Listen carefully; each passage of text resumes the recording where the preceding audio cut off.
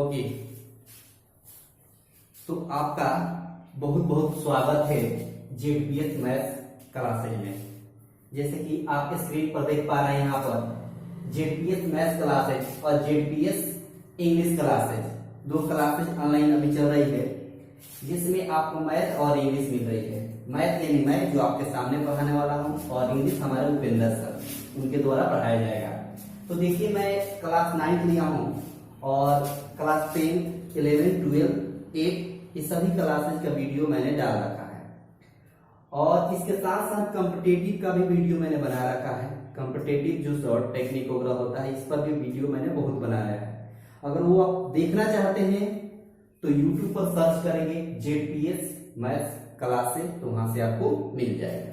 फिलहाल चलते हैं, एक्सरसाइज मैंने 3.2 लिया है। इसके पहले वीडियो मैंने बना रखा है 3.1, और चैप्टर 2, चैप्टर 1 ऑलरेडी बना दिया यूट्यूब पर। बस सर्च करना है जेडपीएस मैथ्स क्लासेज, वहां से आपको मिल जाएगा। और अगर आने वाली वीडियो को आपको नोटिफिकेशन लेना चाहते हैं तो मेरी वीडियो को आप सब्सक्राइब जरूर करेंगे और लाइक शेयर जरूर कीजिएगा। देखिए यहाँ पर क्वेश्चन है कि निम्नलिखित, पहला क्वेश्चन है इसमें का कि निम्नलिखित प्रश्नों में से प्रत्येक का उत्तर दे। बस सिंपल उत्तर देना है। पहले कुछ देख लेते हैं बेसिक। इसको बोलते हैं, यहाँ पर देखिए, इसको बोलते हैं वर्टिकल लाइन, इसको बोलते हैं हॉरिजॉन्टल लाइन। मतलब इसको क्षैतिज बोलते हैं और इसको ऊर्ध्वाधर बोलते हैं।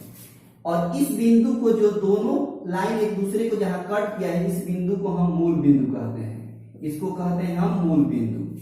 और मूल बिंदु होता कितना है? 0,0। सही है। अब देखिए, इस भाग, देखिए 4 भाग में बांटा हुआ है। इस लाइन को हम कहते हैं एक्स अक्ष, और इस लाइन को हम कहते हैं वाई अक्ष।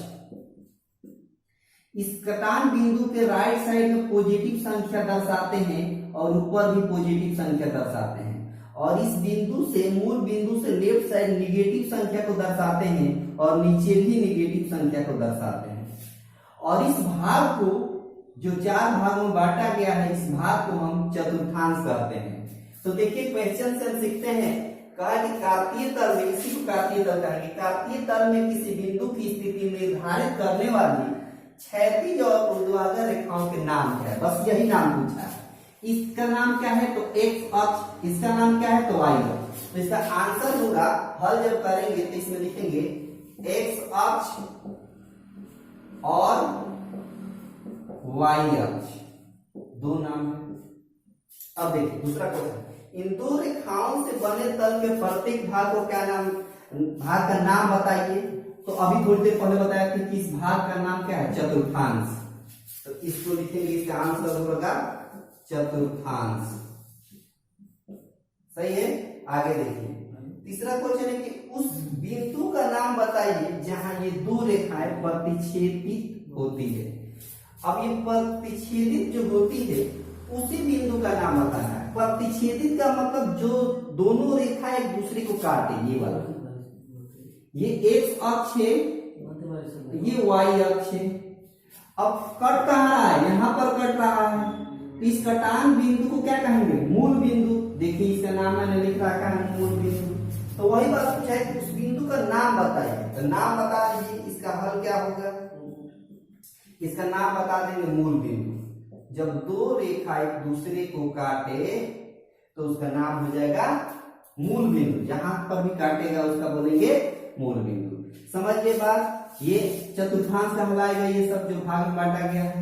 ये प्रथम चतुर्थांश, ये द्वितीय चतुर्थांश, ये तृतीय चतुर्थांश, और ये चतुर्थ चतुर्थांश। इसको कहेंगे एक्स अक्ष, इसको कहेंगे वाई अक्ष। और ये प्रथम, इसको प्रथम पाद भी बोला जाता है, द्वितीय पाद, तृतीय पाद और चतुर्थ पाद भी बोला जाता है। इंग्लिश में बोले तो quadrant, first quadrant, second quadrant, third quadrant और फोर्थ क्वाड्रेंट। इसमें चिन्ह भी होता है, ये प्लस और प्लस होता है, क्योंकि इधर भी प्लस, इधर भी प्लस। इधर माइनस और प्लस होता है, क्योंकि ये माइनस इधर होता है और इधर प्लस होता है। ये हो जाएगा आपको माइनस और माइनस, क्योंकि इधर माइनस और नीचे भी माइनस। और ये हो जाएगा आपका प्लस माइनस, क्योंकि इधर प्लस और नीचे माइनस। ये चिन्ह की बात होगी जो आपको आगे मिलेगा। तो चलते हैं अगले क्वेश्चन की तरफ। अगला क्वेश्चन चलते हैं। अगला क्वेश्चन, देखिए यहाँ पर क्वेश्चन नंबर 2 अब ये है, बोला कि आकृति 3.1 को देखकर निम्नलिखित को लिखिए। निम्नलिखित को मतलब इसको लिखना है, इसका आंसर देना है। अब इसका आंसर पहले देख लेते हैं। इसका आंसर बी के निर्देशांक बताना है। अब बी कहाँ है इसमें देख लेते हैं, यहाँ है। बी के निर्देशांक का मतलब बता रहे थे आपको, जो एक्स और y, इसको ये निर्देशांक लिखा जाता है। एक्स को हम भुज कहेंगे और y को हम कोटि कहते हैं, और ये दोनों को निर्देशांक कहते हैं। तो बी के बिंदु का निर्देशांक बताना है। बी का मतलब पहले एक्स वाले को बताना है, तो इधर पढ़े ये एक्स वाला है, तो क्या है -5, तो -5 लिख देंगे। और कोमा देकर फिर y वाला लिखेंगे। y वाला देखिए 1 2 दूसरे स्थान पे है, प्लस में है, तो कोमा 2 लिखेंगे। तो b का निर्देशांक क्या मिला, -5, -2, -5, 2। ये आपका आंसर है। अगला क्वेश्चन देखिए, बोला है कि सी के निर्देशांक बताइए। सी ढूंढिए। सी देखिएगा तो कहाँ है, यहाँ पर सी छूट गया, क्या लग रहा है। सी का निर्देशांक आपको मिलेगा, देखिए देख लेते हैं क्वेश्चन।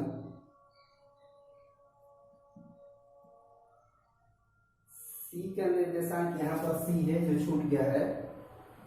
यहाँ पर निर्देशांक सी है, यहाँ पर छूट गया सी, यहाँ पर सी है। देखिए तो सी का निर्देशांक क्या है, तो इधर x वाला जो +5 है और y वाला क्या है -5 है। पहले x वाला लिखेंगे फिर y वाला लिखेंगे, तो सी का निर्देशांक क्या मिला, 5, -5।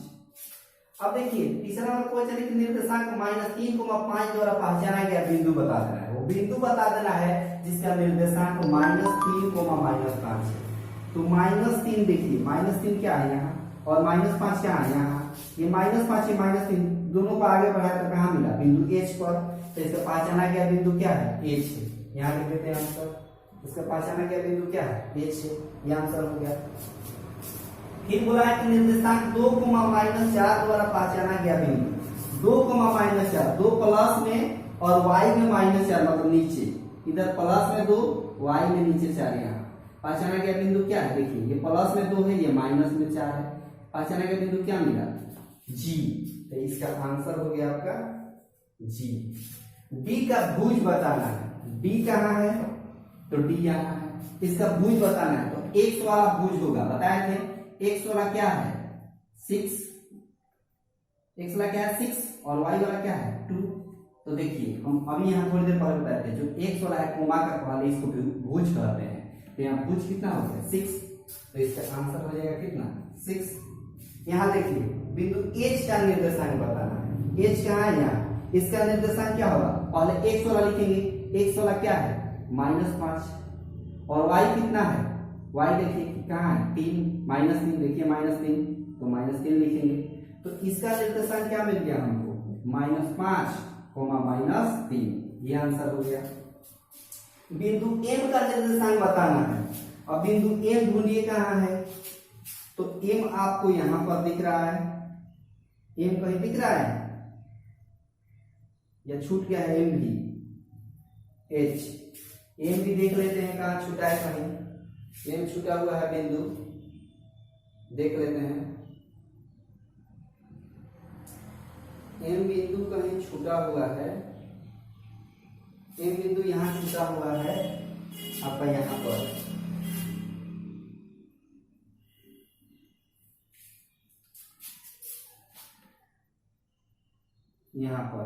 E नहीं है, बल्कि क्या है M है। वहां पर E नहीं है, M है। नहीं, यहाँ पर E है, M यहाँ पर है, यहाँ पर। अब देखिए बिंदु M का निर्देशांक पूछा है, तो बिंदु M का x का वैल्यू क्या है -3, ये -3, तो -3 दे देंगे। और उसके बाद से देखिए y का क्या है, y देखिए y तो ना आगे बढ़ा है ना पीछे, ना माइनस में ना प्लस, मतलब आगे बढ़ा ही नहीं यहाँ से, ना इधर ना इधर, तो 0 हो जाएगा। तो यहाँ पर बिंदु M का निर्देशांक क्या होगा, -3, 0, और यही आपका आंसर है। उम्मीद करते हैं कि आपको ये वीडियो पसंद आया होगा। तो कृपया करके अगर आपको